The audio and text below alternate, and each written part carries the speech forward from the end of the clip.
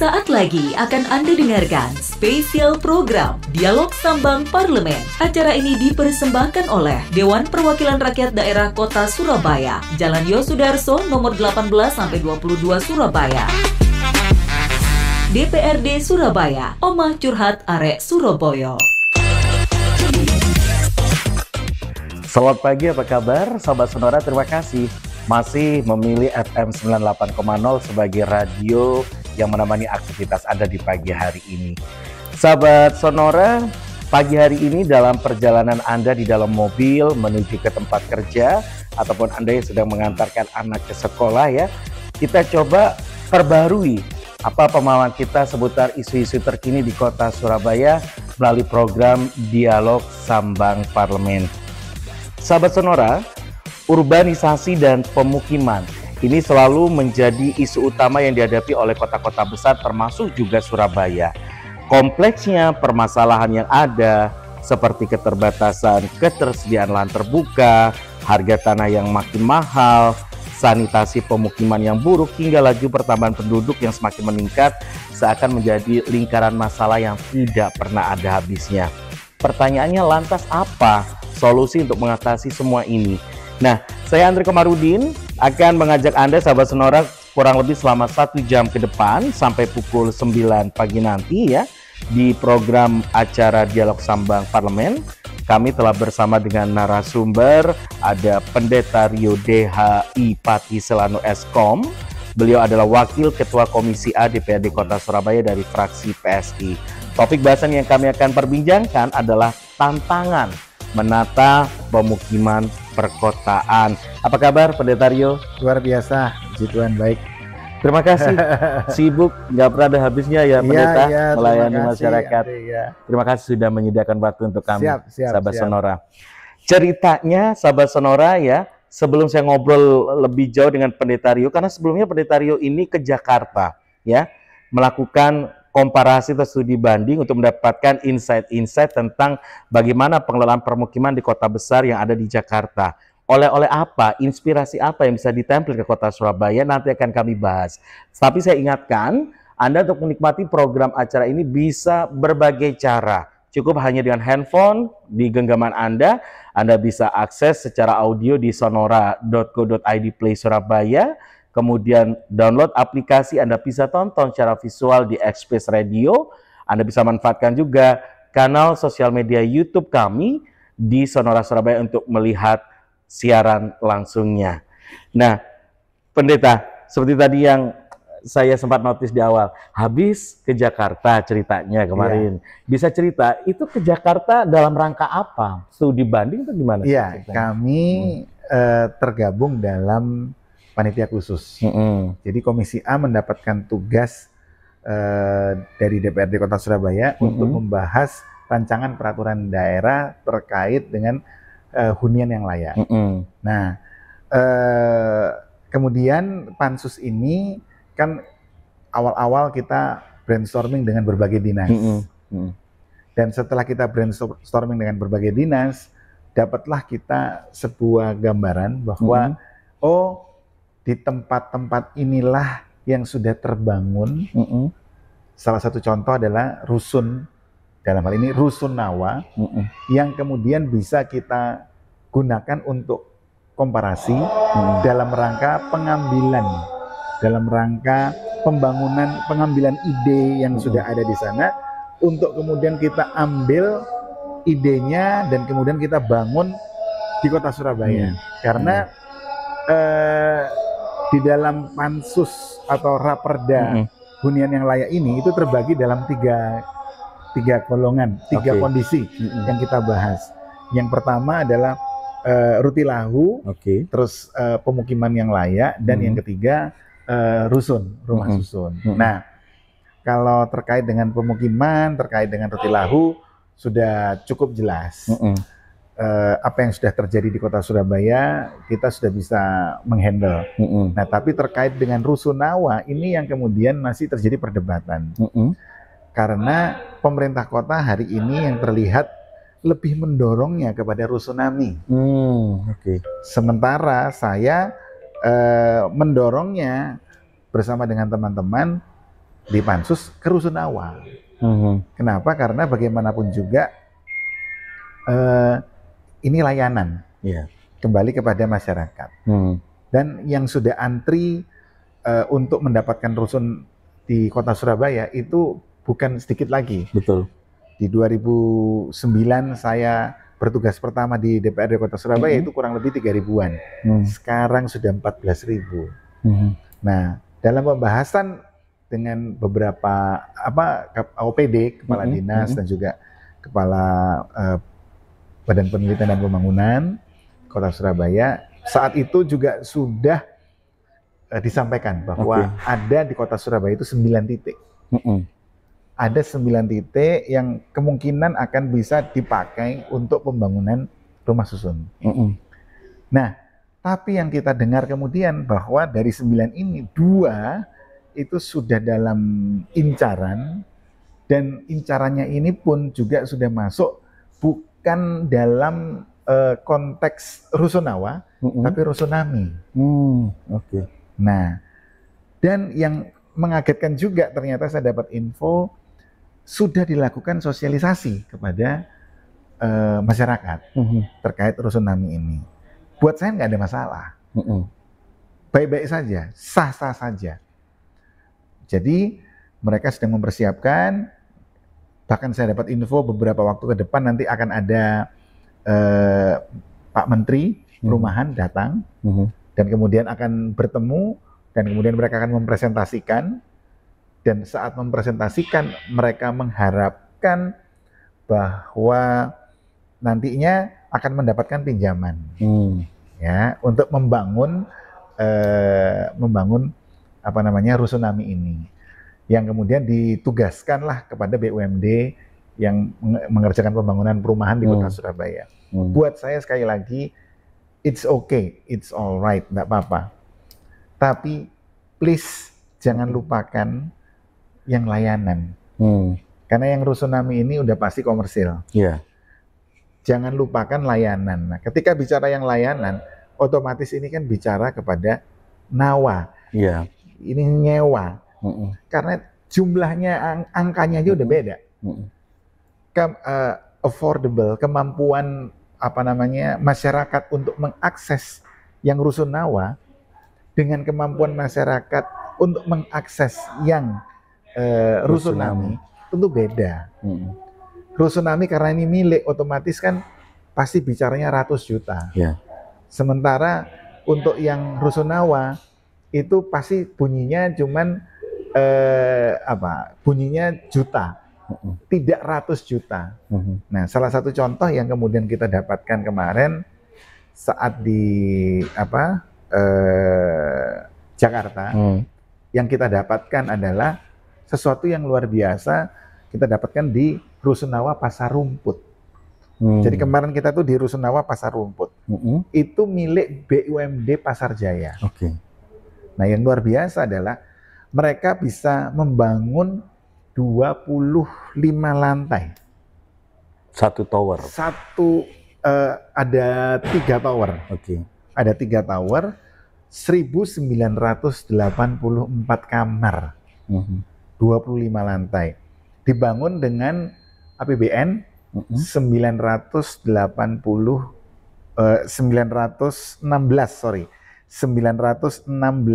miliar, hampir 1 triliun. Ya, 1 triliun kurang 80 miliar lah kan gitu. Nah, tapi yang luar biasa adalah akhirnya bisa terbangun dan terintegrasi dengan banyak hal. Karena mereka di atas, kemudian di tengah kota posisinya, kemudian di lantai 3-nya itu terakses dengan jalur Transjakarta. Karena saya langsung lihat sendiri, saya langsung jalanin. Jadi begitu keluar dari lantai 3 itu ada jalan, langsung jembatan gini, itu langsung masuk ke haltenya busway, ke Transjakarta. Itu mau kemana aja nyambung. Mau ke bandara nyambung, mau ke airport, ke stasiun kereta api nyambung, mau ke stasiun bis nyambung, mau ke Cibubur nyambung, mau ke LRT nyambung, MRT nyambung, semuanya nyambung. Dan yang luar biasa sampai mereka juga tidak menyediakan lahan parkir yang banyak. Oke. Karena apa? Jadi yang namanya lahan parkir mobil, lahan parkir sepeda motor itu minim sekali di sana. Karena apa? Mereka sudah dididik untuk menggunakan transportasi umum. Karena segala sesuatunya sudah terintegrasi di sana. Jadi buat mereka karena sudah terintegrasi, maka mau disediakan parkir banyak buat apa? Karena sudah nyambung semuanya. Nah, karena sudah nyambung, maka ya akhirnya mereka menyederhanakan, melimitasi untuk parkir sepeda motor maupun parkir mobil. Nah, yang luar biasa juga adalah kemudian di bawahnya itu ada pasar. Jadi 2 lantai di bawah itu ada Pujasera, ada toko meracang, ada pasar di bawah itu. Terus kalau pasar basah keluar dikit sebelah kanannya itu juga tetanggaannya itu pasar basahnya juga dekat situ. Nah, jadi artinya orang bisa hidup semua di sana, mereka saling melengkapi semua di sana. Dan 1984 kamar itu 70%-nya sudah full. Terisi. Sudah. Dan yang luar biasa adalah semua boleh masuk. Tidak ada waiting list? Tidak ada waiting list. Tidak ada skala prioritas. Tidak ada. Jadi semua KTP, pokoknya punya KTP warga KTP Indonesia. Jakarta. Oh, tidak harus warga Jakarta. Dari luar Jakarta pun oke. Jadi mereka ada istilahnya namanya, jadi cara masuknya adalah masuk sistem, kemudian diverifikasi dan divalidasi. Sistemnya namanya Sirukim, ada Sirupa, ya itu istilahnya singkatannya mereka lah, ya. Sirukim dan Sirupa. Kalau Sirukim itu verifikasinya lebih lama. Kalau Sirupa itu lebih cepat, validasinya lebih cepat. Tapi semuanya boleh. Karena mereka di situ, dan yang luar biasa gini, mereka dievaluasi per tahun. Oke. Jadi setiap tahun mereka harus perpanjang. Makanya boleh sembarang orang dari mana-mana masuk. Asal syaratnya itu tadi terpenuhi. Syaratnya terpenuhi. Ya pasti SK ya, syarat dan ketentuan berlaku. SK berlaku. Nah, yang luar biasa, setiap tahun itu mereka melakukan yang namanya evaluasi. Mohon maaf. Oh ternyata dalam 12 bulan, gak bayar ini 6 bulan. Gak bakal dia bulan ke-13 masuk di situ. Langsung di blacklist? Dikeluarkan. Oke. Nah, saya tanya kemudian, loh, ini pasti potensi keributan nih. Iya. Gaduh. Orang itu kan pokoknya saya sudah masuk di sini, gitu kan. Kunci sudah dikunci, kan gitu. Dan keluar lah pastinya. Nah, terus gimana? Dibandrek. Karena apa? Di perjanjian itu sudah jelas. Di perjanjian secara hukum sudah aman. Pengembang, pengelola, pemerintah aman sudah. Jadi begitu di bulan ke-12 dievaluasi Anda tidak baik, dikasih waktu keluar 1 minggu tidak keluar, bandrek jebret, itu semua barang-barang yang ditaruh di luar, silahkan. Mau tidak mau, akhirnya kan jadi contoh buat penghuni yang lain. Wah, jangan sampai saya digitukan. Akhirnya pembayarannya jadi rapi, pembayarannya jadi lancar. Kalaupun pembayarannya tidak lancar, ya tahu diri. Akhirnya lebih baik balik kanan timbang digituin. Karena apa? Secara hukumnya sudah terlindungi semua itu. Pengembang, pengelola, pemerintah, aman sudah. Nah, sehingga mereka akhirnya rusunnya ini, mohon maaf kalau saya bisa bilang deh, ini rusun intelektual. Yang tinggal di situ akhirnya punya pemahaman semua, nggak asal masuk jebret gitu dan sebagainya. Dan satu kakak masuk di situ. Jadi kalau misalnya dia punya anak, misalnya nih suami istri, dia punya anak 2, terus anaknya ini sudah nikah, selama tidak punya kakak, dia nggak bisa punya kamar sendiri, nggak bisa punya unit sendiri.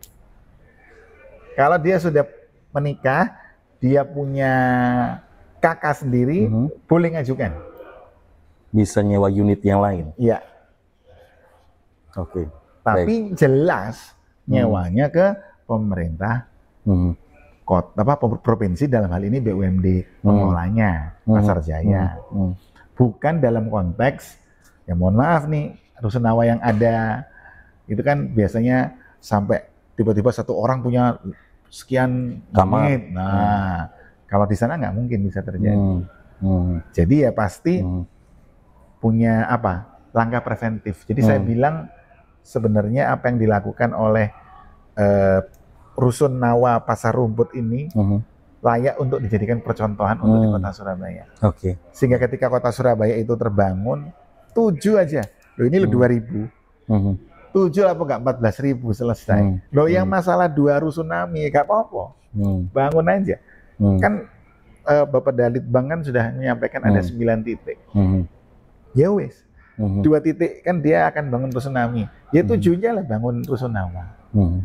Nah, perkara duit kan selalu yang dipikirkan, wah duitnya gimana? Duitnya gimana? Sumber anggarannya gimana? Wis belajar sama Rusunawa Pasar Rumput iki. Bisa kok. Mereka bisa kok. Ya kita juga harus bisa dong. Polanya tinggal diikuti. Mereka seperti apa diikuti. Nah, sehingga kemudian akhirnya bisa mengimplementasi juga di Kota Surabaya. Jadi kalau memang ada tempat lain yang bagus, ya jangan malulah untuk kita belajar, untuk kita menyerap. Baik. Sebaliknya kita pun juga demikian. Apa yang baik dari Kota Surabaya, teman-teman dari kota, kabupaten, provinsi lain tidak malu juga untuk belajar kepada kita di Kota Surabaya. Baik. Jadi buat saya tidak peduli siapa yang dahulu, yang duluan maksud saya. Tidak peduli siapa yang duluan. Jangan kemudian selalu berpikir bahwa pionir. Tapi ternyata ada pionir nggak salah, bagus. Tapi ketika ada tempat lain yang bagus, jangan gara-gara tanda kutip selalu pionir terus akhirnya nggak mau belajar. Jangan juga. Baik. Jangan juga. Pendeta Rio, dari hasil studi komparasi yang dilakukan kemarin ke Jakarta oleh Pansus gitu ya. Udah terbayang nggak? Oh, di Surabaya masalahnya ini yang nggak konsis dengan template yang ada di studi banding kali ini. Sudah mulai kedeteksi nggak? Sudah. Apa aja itu? Ya, Pendeta Rio. Yang sudah pasti adalah jenisnya. Mereka bisa rusunawa, kita enggak. Terus yang kedua berarti harus digalakkan transportasi umum. Karena begitu kita berani untuk mendirikan, maka transportasi umum harus mengakses ke sana. Karena salah satu contoh, mereka kan sempat salah satu OPD menyampaikan, "Loh, kami itu kalau membangun objek vital, kami itu selalu memikirkan yang namanya akses." Langsung saya sanggah. Tunjukkan saya bahwa semua tempat objek ada akses. Ada yang tidak ada. Dan itu krusial. Salah satu outfit di Surabaya Barat, rumah sakit BDH. Ada tak? Ayo, feeder masuk ke sana. Nggak ada. Coba, ada nggak transportasi umum? Nggak ada. Boro-boro Surabaya Bus masuk sana. Jalannya nggak memungkinkan, tapi feedernya nggak ada. Nah, terus akan menyampaikan bahwa ke depan itu akan ada transportasi umum yang dipikirkan. Loh, wong sing gampang rumah sakit BD aja belum ada kok. Nah kan jadi tanda tanya buat kami kan, loh. Iyalah iya. Iya kalau ada, kalau ke depan ternyata kasusnya kayak rumah sakit BD itu gimana? Nah jadi ini bicara perencanaan, ini big project. Bukan berarti tidak bisa. Karena Jakarta sudah. Dan sudah terwujud, bangunannya sudah ada manggrong-manggrong. Nggak jauh dari Kuningan loh, bayangin. Dari situ ke Kuningan, Rasuna Said, nggak sampai 10 menit loh. Karena konektivitas yang oke itu tadi ya. Iya, tapi yang kedua, berarti lokasinya kan ini tengah kota. Di saat hari gini punya tempat tinggal di Jakarta, ada silakan. Tapi Tangerang bisa, bisa rumahnya kerjanya di Jakarta. Rumahnya di mana? Rumahnya di Serang sana kan gitu. Baik, baik. Nah, ini tengah kota. Kalau balik ke Surabaya, tengah kota masih ada lahan kosong, andai kata nanti dibuat seperti Jakarta. 9 yang sempat disampaikan itu nggak jauh-jauh amat sih sebenarnya. Tinggal bagaimana, artinya 9 itu tidak di Surabaya coret.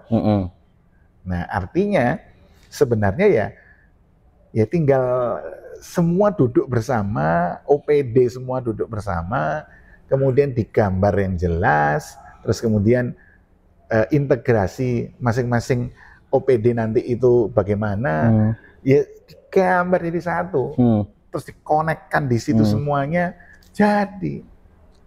Ada yang punya persepsi akhirnya minor seperti ini, Pendeta.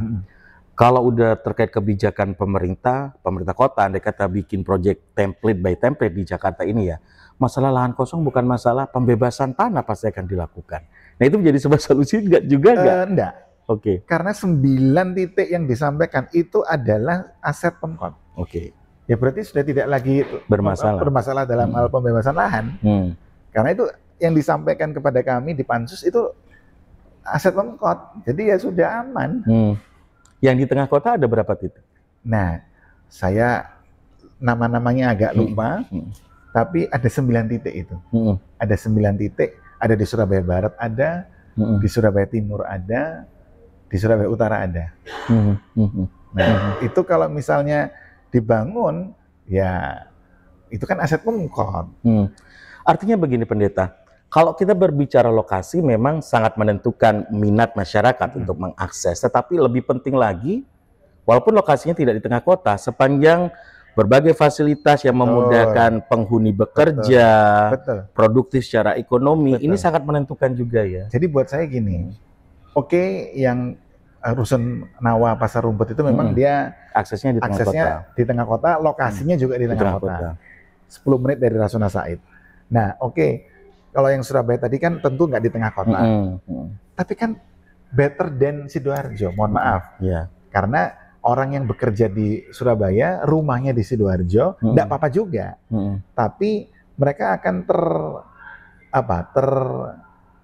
terkena macet mungkin. Waktunya habis.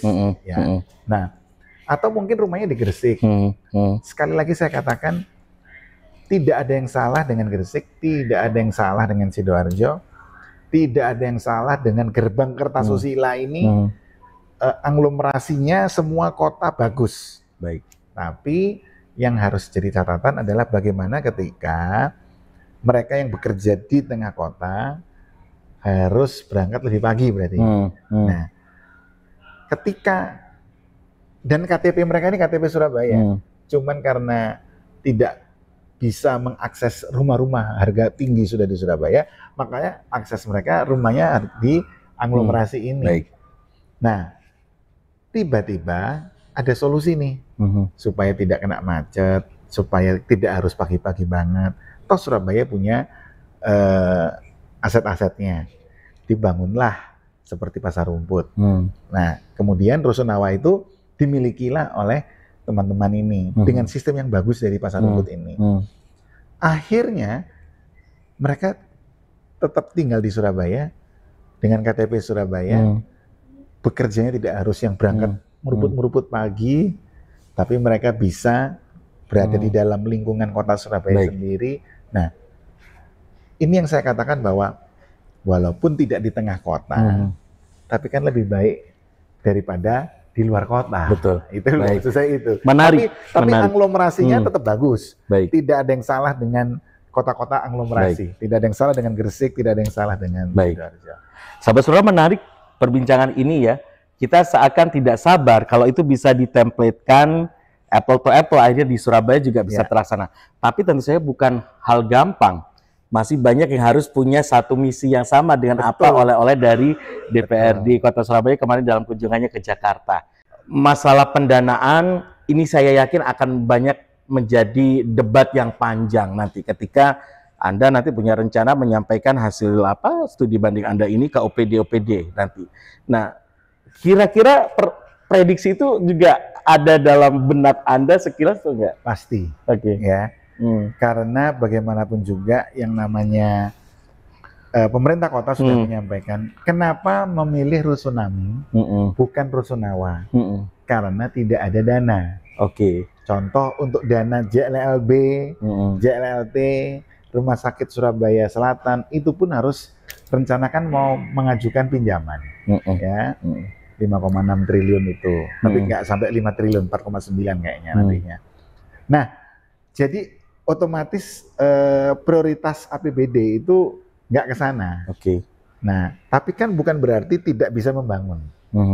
Makanya seperti halnya yang terjadi di Jakarta, itu pinter-pinternya pemerintah provinsi bisa ngelobi ke kementerian. Nah, sama halnya di sini pemerintah kota bisa ngelobi kepada kementerian. Saya ngelihat kemarin tuh ya, Bu Shirley Cho, ya, Gubernur Maluku Utara. Maluku, ya. betul. Ini sekarang beliau lagi keliling nih di Jakarta, di mana. Untuk apa? Ya, datang ke kementerian, minta bantuan, ini apa. Tidak malu untuk datang ke sana untuk pembangunan di Maluku Utara, kan gitu. Nah, sama juga dengan Surabaya. Nah, pemerintah Provinsi Jakarta kemarin melakukan itu kepada kementerian. Nah, di Kementerian Perumahan akhirnya apa yang dipaparkan deal, setuju. Nah, begitu setuju, turunlah pendanaan dari APBN 916 triliun, 1 triliun susuk 84 miliar gitu kan. Nah, kemudian dibangunlah yang namanya Tower Pasar Rumput Rusunawa 1.984 kamar dengan luas per kamar 36 meter, yang di hook itu 38 meter. Terus kemudian 25 lantai, ya. Nah, mereka otomatis ada pengelolanya. Dalam hal ini PD Pasar Jaya yang ngelola. Nah, dikelolanya dengan profesional. Ada GM, ada wakil GM, ada keuangan, manajer keuangan dan sebagainya. Jadi betul-betul dikelola secara profesional. Disampaikan bahwa salah satu contoh ya, jadi ada 25 lantai. Lantai 1 sampai 2 itu pasar. Lantai 3 kantor. Lantai 4 sampai 8 itu per bulan 2.250.000. Kemudian lantai 9 sampai 10 2 juta. Lantai 11 lantai evakuasi. Lantai 12 sampai 16 1.750.000. 17 sampai 19 1,5 juta. Lantai 20 sampai 23 1.250.000. Lantai 24 sampai 25 itu 1,1 juta per bulan. Otomatis uang yang dibayarkan oleh mereka itu menjadi bagian yang dikelola oleh mereka, oleh Pasar Jayanya ini, Pasar Rumputnya ini, sehingga tentu di dalamnya itu juga sudah termasuk bagaimana BEPK, bagaimana mengembalikan pinjaman ini atau apa. Kalau ini kan hibah, nah otomatis kan bisa syukur-syukur kalau dapat hibah seperti Pasar Rumput ini. Tapi kalaupun nggak hibah, kan dalam pembayaran yang segitu banyak, otomatis sudah ada pos-posnya untuk bagian mengangsur berapa, apa. Jadi semua itu kalau dipikirkan dengan determinasi, saya rasa pasti akan ada jalan keluar. Nah, biaya operasional yang mereka butuhkan itu per bulan kurang lebih 20 miliar. Sebulan 20 miliar, setiap bulan. Nah, 20 miliar itu kan pasti overhead cost-nya itu sudah pasti ada yang namanya variable cost, ada yang fixed cost, dan lain sebagainya. Saya yakin semua sudah terplanning, sudah terprogram sedemikian rupa dalam neraca mereka sehingga nggak takut. Nah, harapan saya pola pikir secara profesional seperti itu tapi tetap dalam konteks rusunawa. Nah, itu dia. Terbangun di kota Surabaya, sehingga satu, warga Surabaya yang dalam antrian bisa mendapatkan. Yang kedua, tidak ada alasan dana. Karena sebenarnya dana ada jalan keluarnya. Nah, gitu. Oke, baik. Masalah pendanaan udah clear, solusinya tadi udah Anda jelaskan. Tadi saya sempat juga menotis dari hasil studi banding Anda ke Jakarta ini terkait dengan masalah kepastian regulasi, gitu ya. Sehingga kepatuhan dari para penghuni juga bisa terjamin, operasional dari keberadaan rusunawa ini juga masih bisa terus berjalan. Perda berarti kalau di kota Surabaya sudah ada perdanya? Oh bukan, mereka mereka perda. ada. Mereka ada aturannya, dan tentu kita juga akan mempersiapkan ke sana. Nah, tapi untuk mereka jadi yang hebatnya lagi, mereka itu punya kebijakan di apartemen rusunawanya itu, mereka setiap tahun dievaluasi. Kalau ternyata dievaluasi hasilnya bagus, boleh lanjut, memperpanjang. Saya tanya, lah kalau dia bagus terus Pak, bagaimana? Ya dia selamanya boleh tinggal di sana. Oh gitu. Sepanjang syarat dan ketentuan berlaku itu tadi ya. Tapi kalau mohon maaf tanda kutip, kalau tidak patuh dalam evaluasi, ternyata banyak ketimpangan-ketimpangan yang tidak bagus, etika, bikin keributan, dan sebagainya, keluarin. Dan mereka nggak takut, karena mereka sudah punya di depan rules game-nya, sehingga rules game itu tata tertib ya, SOP-nya tata tertibnya lah, do and don'ts-nya. Jadi kalau misalnya begini, begitu, sehingga ketika mereka dikeluarkan, mereka itu tidak berhadapan dengan manusia. Jadi mereka mau marah kayak gimana, mereka mau protes kayak gimana, mereka tidak berhadapan dengan manusia. Mereka berhadapan dengan kertas, mereka berhadapan dengan sistem, mereka berhadapan dengan aturan.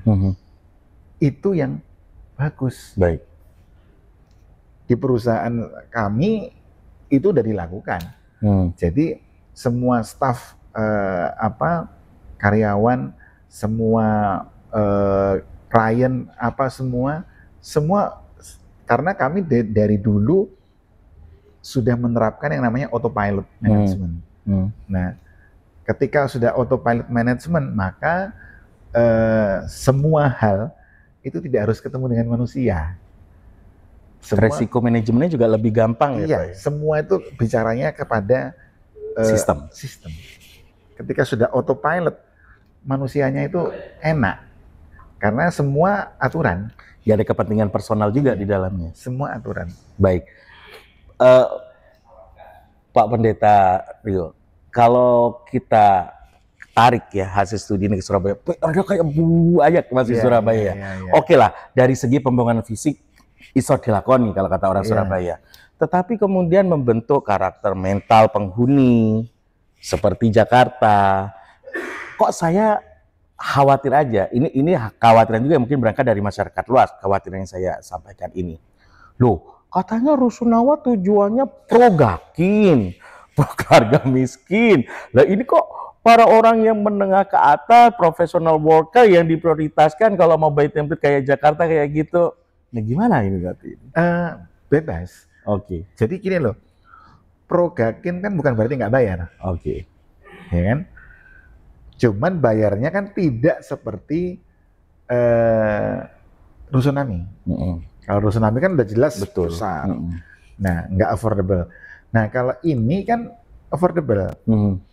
Ya artinya bahwa mereka tetap ada kewajiban. Kalau enggak ini mau dikelola bagaimana?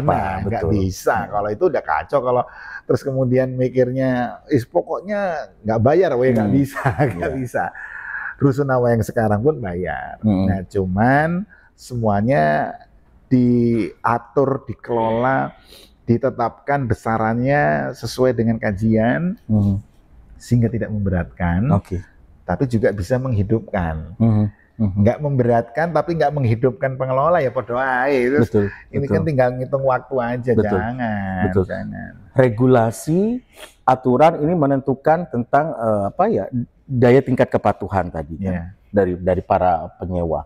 Nah, kalau di Surabaya nanti konsepnya akan seperti apa kalau memang harus dibikin perda untuk mendukung agar itu bisa terrealisasi? Ya kurang lebih akan sama persis. Iya, ide ini yang kita akan bawa.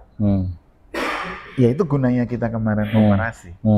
Karena kita belum ke sana, ya kita nggak boleh malu dengan apa yang sudah ke sana. Tapi kan karakter orang Surabaya beda dengan Jakarta, Pendeta. Gimana dong? Gini, semua kalau menurut saya kembali lagi sosialisasi harus dilakukan. Terus pendekatan kultural juga tetap dilakukan. Kemudian tokoh-tokoh masyarakat juga kita libatkan.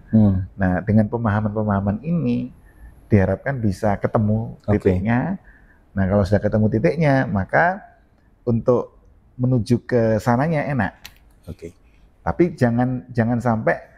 Jadi gini, yang penting tidak boleh ada kata pokoknya, wes. Pokoknya. Kalau ketemu pokoknya, waduh, nggak ketemu. Artinya skala prioritas apa? Kalau itu nanti terrealisasi di Surabaya, bangun fisik dulu kan? Pastikan bangun tempatnya dulu kan? Kalau saya bilang paralel. Harus berkesinambungan langsung. Paralel. Jangan sampai nggak diparalelkan karena begitu sudah dibangun ternyata mereka nggak mau semua. Loh, ya terus buat apa ini? Minimal rusunawa yang sudah ada sekarang bisa nggak dibuat di apa ya maksudnya? Nggak mungkin dong. Nggak mungkin karena kan kalau misalnya rusunawa yang sekarang mau dinolkan dulu, berarti kan kita harus mereplace. Gimana mereplace-nya? Ya, atau misalnya ada bangunan udah jadi nih. Nah, kita dahulukan kepada mereka yang ada di sini. Tapi tentu dengan syarat ketentuan yang berlaku ketat, harus ketat. Di Jakarta itu ketat. KTP KK ketat. Jadi nggak nikah suami istri masuk nggak bisa. Jadi rada-rada syariah gitulah. Tapi bagus sehingga tidak menjadi tidak menjadi rusunawa itu menjadi tanda kutip tempat yang nggak bagus, yang bisa disalahgunakan. Baik. Nah, katakan misalnya ini dipakai sebagai replacement dari yang rusunawa existing. Betul.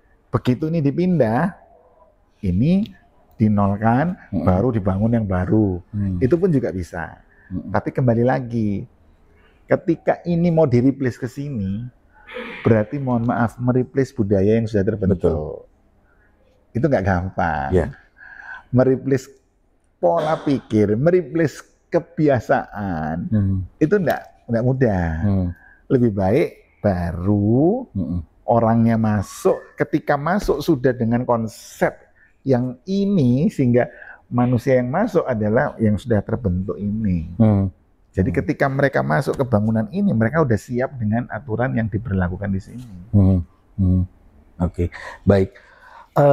Dari waiting list yang ada di kota Surabaya, ternyata saya kaget juga dengar angka tadi ya dari Pak Pendeta. Waiting list ini bukan hanya di Rusunami, tapi di Rusunawa sendiri juga ada Rusunawa. Rusunawa ada waiting list. Itu yang Rusunawa yang 14.000 itu Rusunawa. Baik.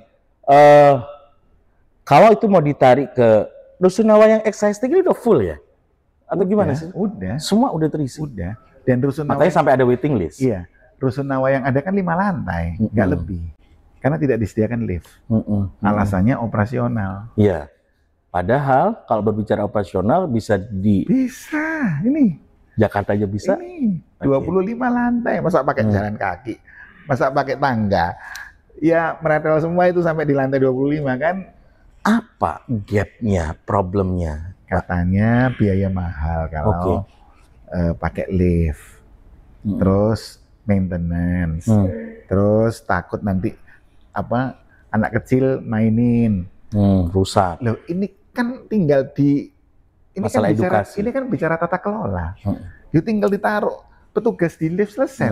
Satu. Loh, emang kalau ke Galaxy Mall Coba naik di Galaxy Mall 3. Pasti ada petugasnya. Begitu kita pencet lift, begitu mau masuk, kan ada orang di dalam. Ini kan tinggal tata kelola aja. Artinya tata kelola di Surabaya sekarang yang berjalan belum jadi seperti itu. Enggak, karena kan nggak dipakai. Liftnya kan tidak diadakan, makanya gedungnya 5 lantai. Karena dikhawatirkan untuk hal-hal seperti itu. Nah, jadi untuk kedepannya, mari jangan takut untuk bangun yang ada liftnya. Karena masyarakat kita Surabaya juga educated kok sebenarnya. Masyarakat kota Surabaya siap kok sebenarnya. Kalau diberi sosialisasi, penjelasan, mereka siap kok. Nah, dan ada antisipasi, ada petugas di dalam, ada petugas keamanan juga di luarnya. Loh, ini kan tinggal pelaksanaan, tinggal tata kelola aja sebenarnya. Dalam waktu dekat ini apa sebagai follow up dari tindak lanjut dari hasil studi banding Anda nanti? Ada agenda apa dalam? Yang pasti kita karena begitu pulang, kita libur panjang kemarin, begitu masuk tiba-tiba kemarin ketemu sudah penugasan untuk LKPJ untuk laporan pertanggungjawaban tahun anggaran 2024, APBD 2024. Nah, otomatis sekarang kita masih fokus kepada pembahasan APBD pertanggungjawaban 2024. Ya nggak lama sih, 2-3 minggu kita selesai dengan pembahasan itu. Nah, baru kita masuk lagi ke pansusnya. Karena pembahasan APBD ini nggak sebentar. Pembahasan APBD ini cukup harus detail dan sebagainya. Memang audited. Nggak bisa diapa-apain, nggak bisa diapain, cuma memberi masukan. Tapi lepas dari itu kan tetap harus dibahas. Nah, jadwal pembahasan kita udah kena itu, sehingga akhirnya pansusnya yang ngalah. Setelah ini baru kita masuk ke pembahasannya. Kita dapat banyak insight dari cerita Pak Pendeta Rio ya, dari kunjungannya di Jakarta kemarin. Tinggal ini menjadi PR besar dari Pansus bagaimana nanti menjelaskan oleh-olehnya ini kepada pihak pemerintah kota gitu ya. Dan tentu saja saya yakin akan banyak dinamika di sana nantinya. Pasti. Baik. Tapi ada satu esensi yang menjadi harapan besar dari warga kota Surabaya ataupun Anda yang bukan warga kota Surabaya tapi mencari nafkah hidup di kota Surabaya, gak wedi bayar larang asal layanan maksimal, intinya seperti itu ya. Dan memudahkan saya bekerja secara maksimal. Karena kita kan berpikir juga nanti akan ada hitung-hitungan ya. Daripada saya punya rumah di Surabaya sekian, saya ambil rusunawanya Pemkot aja, saya lebih cuan gitu, bahasa sederhananya kayak gitu. Tapi saya juga lebih nyaman. Saya sangat yakin warga Surabaya educated. Saya sangat yakin warga Surabaya bisa diajak ngomong. Saya sangat yakin warga Surabaya siap untuk menjadi bagian dalam kemajuan kota Surabaya, dan saya juga sangat yakin warga Surabaya siap untuk kemudian berbenah menjadi yang lebih baik. Yang kemarin sudah baik menjadi lebih baik. Dari obrolan ini hampir semua warganya udah kayaknya punya harapan besar gitu ya. Tinggal nanti di Pemkotnya bagaimana ini seperti itu. Baik, sahabat Sonora, tidak terasa kita sudah di penghujung program acara Dialog Sambang Parlemen ini. Pendeta Rio DHI Patisilano Eskom, Wakil Ketua Komisi A DPRD Kota Surabaya dari fraksi PSI. Terima kasih banyak. Terima kasih Mas Andre. Semoga insight baru buat kita semua. Siap. Ya, bahwa berbicara tentang Surabaya itu kalau berbicara layanan nggak pernah ada habisnya ya.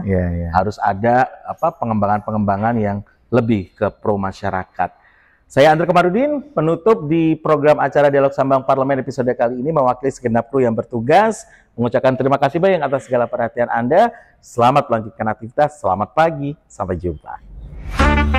Terima kasih telah Anda dengarkan spesial program Dialog Sambang Parlemen. Acara ini dipersembahkan oleh Dewan Perwakilan Rakyat Daerah Kota Surabaya, Jalan Yosudarso nomor 18-22 Surabaya.